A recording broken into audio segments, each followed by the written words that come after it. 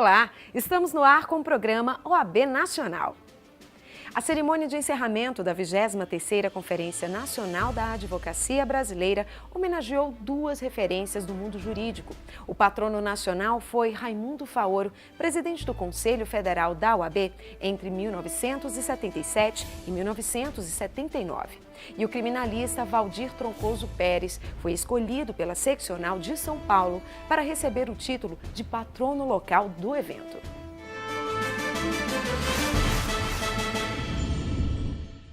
A trajetória de Faoro foi importante para o processo de reabertura política do país. O jurista, historiador e cientista político gaúcho presidiu a OAB justamente durante o processo de negociação da Lei da Anistia, passo fundamental para a retomada da democracia no país. Você confere agora um pouco dessa história em um documentário produzido pela OAB e apresentado durante a conferência. O Faoro realmente foi uma figura que nos honrou muito. Protagonista da história. O mundo que era uma pessoa íntegra, um lutador pela democracia. A marca dele é um homem preparado. Mostrou um homem de ação lúcido e visionário. Foi um grande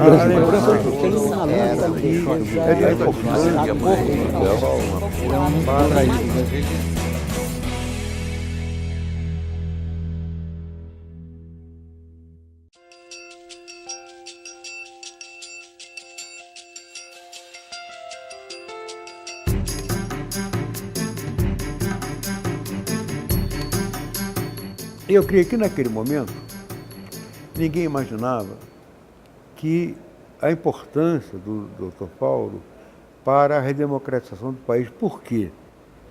Porque éramos dois blocos que não se comunicavam. De um lado, a ditadura militar. E de outro lado, a sociedade. Ele se destaca, então, no mundo jurídico como um intelectual de proa, de liderança, que articula a questão jurídica à questão política. Eu acho que outro grande momento dele, a presidência da Ordem, que eu acompanhei bem, foi a Conferência de Curitiba, né? Que foi uma conferência voltada realmente para restabelecer no Estado de Direito. As monografias todas eram nessa linha, e que o presidente da República se fez representar, que era o consultor-geral da República, o doutor ministro Luiz Rafael Maia, que, aliás, tinha sido responsável por um parecer dado por ele como consultor-geral da República, quando se quis colocar a ordem sobre a égide do Tribunal de Contas, né? E ele mostrou que a ordem tinha um status especial, diferente, que não se enquadrava em nenhum outro tipo de organização. Já no ano de 78, na Conferência de Curitiba,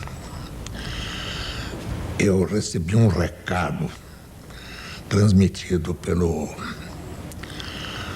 nosso convidado e nosso querido amigo da Ordem, o ministro Rafael Maia, de que o presidente o tinha chamado para me dizer que estava falando seriamente, que não havia reserva mental nenhuma, que ele estava disposto a fazer a abertura.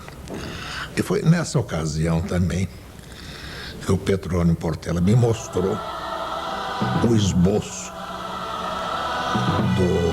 da revogação dos atos institucionais.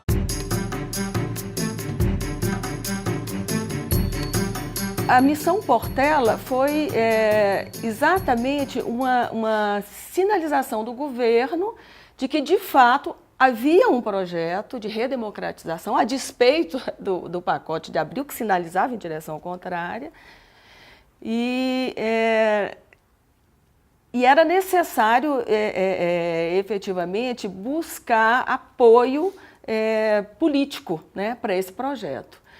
A solução foi ir atrás da sociedade civil e das instituições representativas dessa sociedade. A OAB era a instituição que mais despontava, porque na ausência de um Ministério Público independente, a OAB fazia até às vezes de Ministério Público. Era de fato uma instituição muito representativa num regime de exceção. E, através de um contato de um jornalista amigo, do amigo comum do meu pai e do Raimundo Fauro, do meu pai Petrônio Portela e do Raimundo Fauro, o Raimundo Fauro imediatamente se dispôs à conversa. O Fauro era um intelectual, jurista, homem correto, corajoso. Por isso é que ele conseguiu talvez nos ajudar tanto, e ele era muito respeitado, tanto que, imagina, um ditador do porte do Ernst Geisel, do presidente Geisel, o recebeu. E ele falou o que tinha que falar, cobrou o que tinha que cobrar. E deve ter tido um peso enorme. Eu acho que nós devemos perceber que tanto Petrônio Portela quanto Raimundo Faoro expressam a voz das ruas. O senador Petrônio Portela falava em nome dos eleitores. O doutor Raimundo Fauro, presidente da OAB, falava em nome da sociedade civil.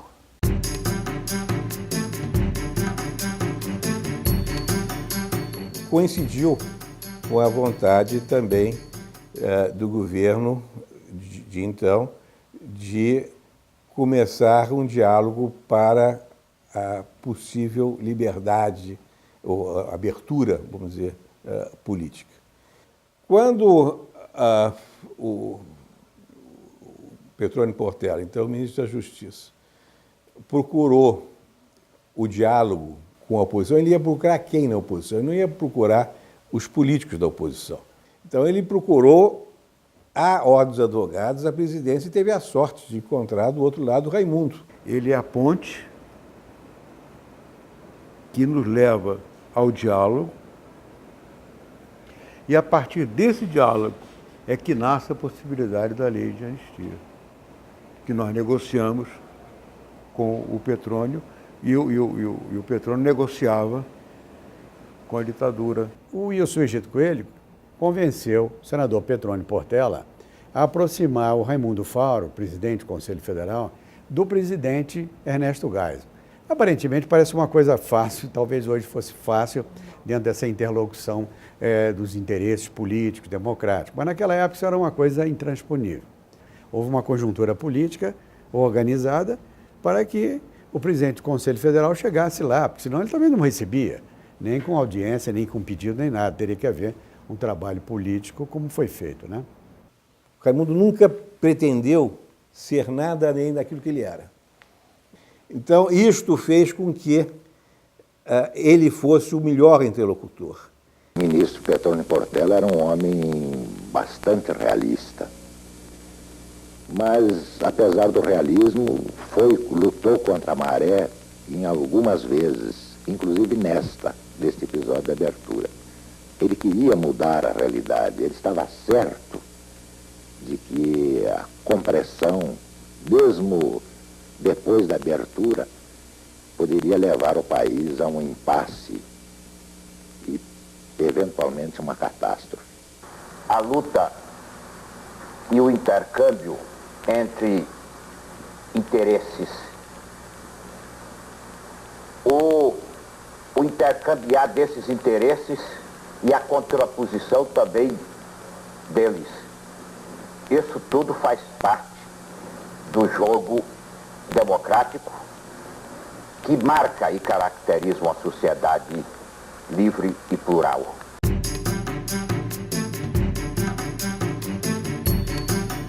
Havia também, depois de 64, a prisão que não permitia habeas corpus também. O habeas corpus foi suprimido para a matéria política.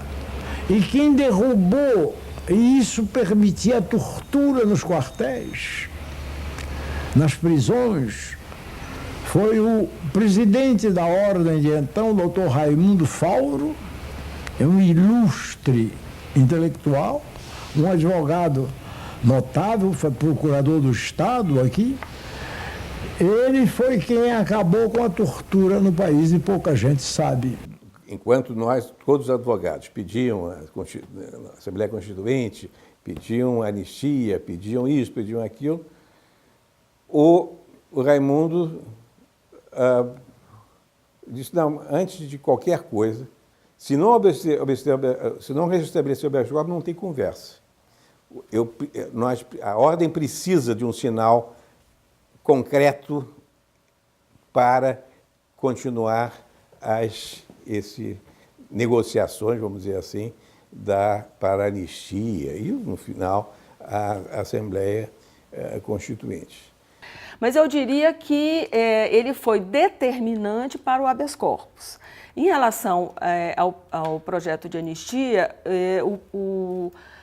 o processo foi mais introvertido, porque era necessário convencer os diversos setores do regime para fora do Palácio do Planalto. O Palácio do Planalto realmente sabia o que queria, mas seria necessário convencer, de fato, as diversas áreas das Forças Armadas e também de setores da Arena, que eram bastante linha dura. Eu acho que foi a forma como ele dirigiu o seu presidente Geisel, de forma contundente e firme, compreende? Dois gaúchos se entendendo, uma pergunta firme e uma resposta mais firme ainda. Eu acho que isso calou fundo no presidente. Porque, de fato, a suspensão do habeas corpus não pode ser acolhida no Estado Democrático de Direito. Todo mundo reconhecia no Fauro, comentava entre os advogados, olha, felizmente tivemos o presidente certo para a hora certa, Fauro. Aqui levar aquela ideia do Ortega C, que o homem é ele e a sua circunstância. E foi isso que foi favorável já no início do esforço de abertura do regime, a presidência Geisel muito mais aberta, e a figura-chave do senador Petrônio Portela. Né? Mas aqui é o homem e a hora, são um só. Quando a história é feita e o homem a faz. O Fauro fez a história.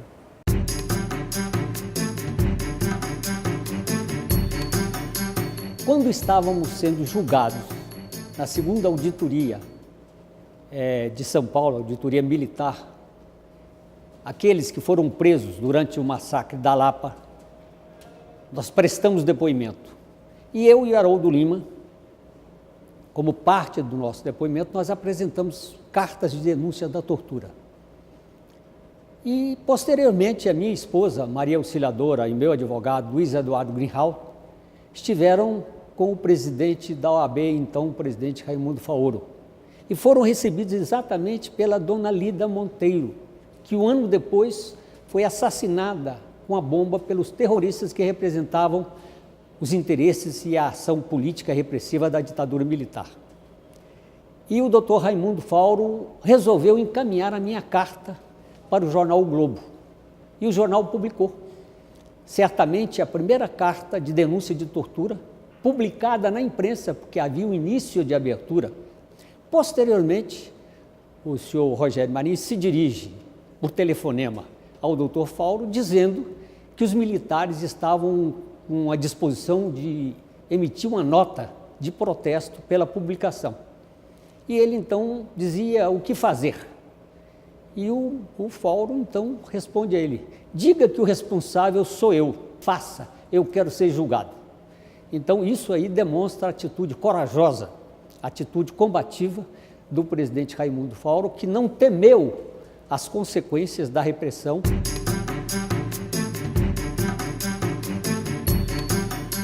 O Faoro realmente foi uma figura que nos honrou muito. Gente bem. Um protagonista da história.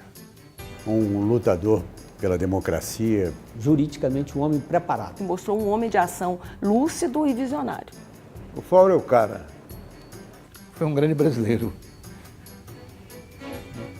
Não acha pouco? Foi um grande brasileiro, né?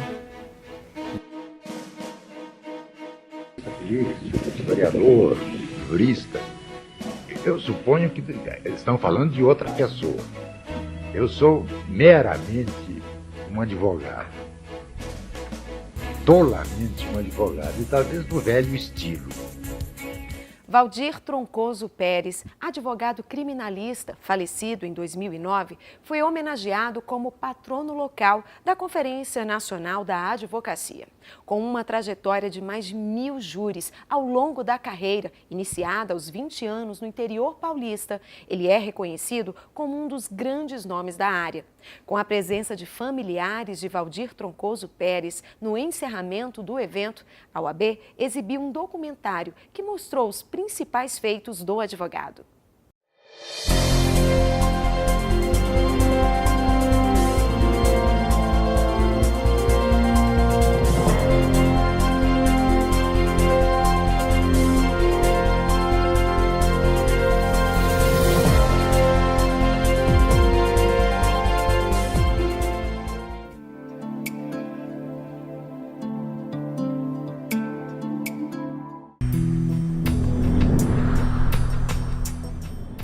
Em 30 de outubro de 1923, no município paulista de Vargem Grande do Sul, nasceu aquele que se tornaria um dos mais importantes criminalistas do país. De origem humilde, filho de imigrantes espanhóis, Valdir Troncoso Pérez descobriu cedo sua vocação para o direito. Formado em 1946 pelas arcadas do Largo do São Francisco, exerceu com paixão a advocacia criminal por mais de 50 anos e participou de mais de 1000 júris. O primeiro júri eu tinha por volta de 20 anos. Eu cursava o 3º ano da Faculdade de Direito, o primeiro homem que eu defendi na minha vida. Foi um trabalhador rural, foi um empregado da fazenda de meu pai, que pelo acaso ocasional das coisas, como diz o poeta português, matou um homem, que foi a júri em Casabranca, que o júri absolveu e que depois o tribunal condenou a 15 anos, porque naquele tempo nós vivíamos no regime da Carta Constitucional de 37, no regime da ditadura, quando o júri não era soberano. Nomeado advogado interino do Departamento Jurídico do Estado em 1950, foi efetivado por concurso público em 1954, onde permaneceu até se aposentar. A partir de 1969, prestou auxílio jurídico à população carente de São Paulo, exercendo um belíssimo trabalho na Procuradoria de Assistência Jurídica. Defendendo todos os réus pobres durante 12 anos no Tribunal de Júri de São Paulo. Entre defender aquela pobreza e agora ser alugado pelos milionários, eu acho até que dentro de uma dimensão humana eu já fui melhor do que eu sou hoje. É detentor do Prêmio Balança e da Espada, concedido pela OAB São Paulo, além do colar de mérito judiciário do TJSP e da medalha Anchieta, conferida pela Câmara Municipal de São Paulo.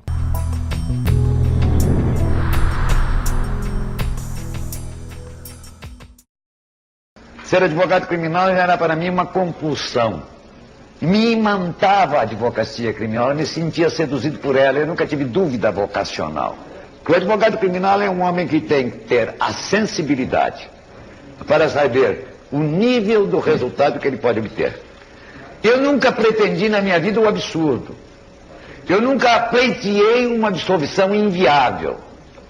Eu suponho que eu nunca tive contra mim um resultado de 7-0. Porque ter um resultado de 7-0 implica necessariamente na postulação de uma tese inviável. Ficou famoso nacionalmente ao defender o cantor Lindomar Castilho, acusado de assassinar a esposa, a também cantora Eliane de Gramont, em 1981. Quando eu defendo, eu não julgo. Eu não enuncio um juízo de valor a respeito da conduta do meu cliente. Eu discuto se ele praticou ou não praticou o fato. Se o fato é criminoso ou se o fato não é criminoso. E discuto as razões pelas quais ele praticou o fato. O meu proselitismo não é a favor da tese da violência. É em favor de um homem que pode ter sido o opressor de ontem e é o oprimido de hoje. No julgamento, teve como seu interlocutor e adversário o advogado Márcio Tomás Bastos, contratado pela família da vítima. Tal disputa ficou para a história como um dos mais memoráveis episódios do Tribunal do Júri Paulista. Valdir Troncoso Pérez é lembrado como lenda viva das tribunas do júri. Ele defendia sua ampliação para outras áreas, como em casos de crimes políticos, de corrupção ou contra a administração pública. Posso afirmar que, de uma forma altamente predominante, os promotores públicos deste Estado dizem que Quincas Martins é inocente. Por quê? Porque não o denunciaram desde logo. Não aditaram a denúncia nem ao término da instrução criminal. Também conhecido pelos seus pares como o Espanhol, Troncoso consagrou-se como um defensor ferrenho da liberdade e do direito de defesa e considerava a advocacia o verdadeiro laboratório da alma humana. Está inscrito na Constituição Federal. Entre os direitos do homem, e os direitos do homem não são direitos do homem virtuoso, são direitos do homem enquanto suporte moral do direito e de todos os homens. Todos os homens têm o direito de defesa. Esta abrangência é absoluta, é total e não tem nenhuma exceção.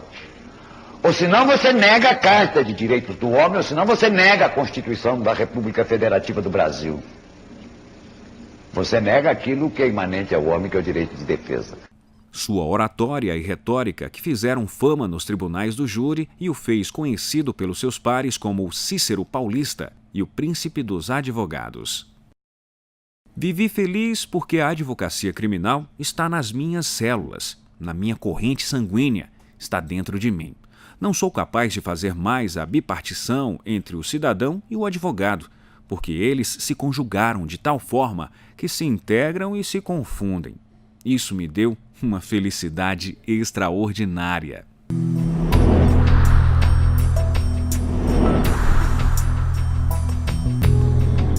Se eu fosse dar um sinônimo ao Valdir, seria esse: liberdade.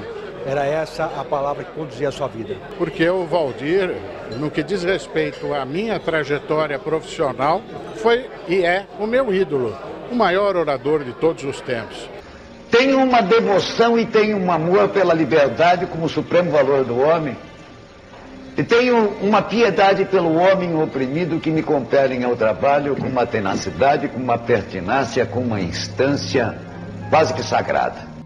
Na hora da minha morte, quando aqui não mais estiver, deixo como último desejo que a minha família me enterre com a minha velha e querida Beca, pois com ela eu consegui abrir as portas dos cárceres e retirar deles os réus desafortunados e injustiçados, e que ela consiga me abrir a porta do céu, para que eu lá possa adentrar e permanecer ao lado do Criador.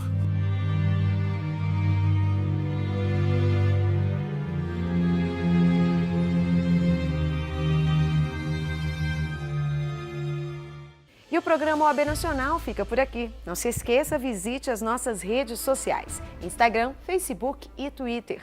Basta colocar CF OAB. Não deixe de acessar também o site da Ordem, oab.org.br. Para você, uma excelente semana e até a próxima.